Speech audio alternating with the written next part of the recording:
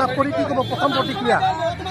মই সকলোকে ধন্যবাদ জনাইছোঁ, বিশেষকৈ আমাৰ দলৰ সন্মানীয় সভাপতি মৰণা লালমোহন চাহাবক আন্তৰিক ধন্যবাদ কৃতজ্ঞতা জনাইছোঁ যে মোক দলে প্ৰাৰ্থিত্ব ঘোষণা কৰিছোঁ যোৱাকালি।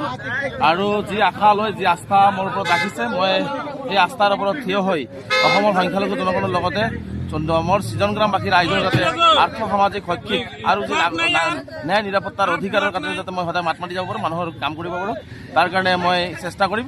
গতিকে মই অসমবাসী ৰাইজৰ লগতে সমূহ সৃজনগ্ৰামবাসী ৰাইজ সকলোকে মই আহ্বান জনাইছোঁ। মই যিহেতু সৃজনগ্ৰামৰ সন্তান, সৃজনগ্ৰামৰ বেটা, মই নেতা নহয়, মই সন্তান হিচাপে সৃজনগ্ৰামবাসী ৰাইজৰ আশীৰ্বাদ বিচাৰিছোঁ, দোৱা বিচাৰিছোঁ, তাকে আগন্তুক দিনত যাতে বিধানসভাত মোক পঠিয়াই দি যে সংখ্যালঘু সমাজৰ যিখিনি সমস্যা সেইখিনি সমস্যা যাতে বলিষ্ঠভাৱে উত্থাপন কৰাৰ কাৰণে এটা সুবিধা দিয়ে, তাৰ কাৰণে আহ্বান জনাইছোঁ। কিমান ভোটত আপুনি জয় হ'ব বুলি আশাবাদী এইবাৰ? চাওক, জয় পৰাজয়টো সেইটো ভোটৰ পিছতে ৰাইজৰ ওপৰত নিৰ্ভৰ কৰিব।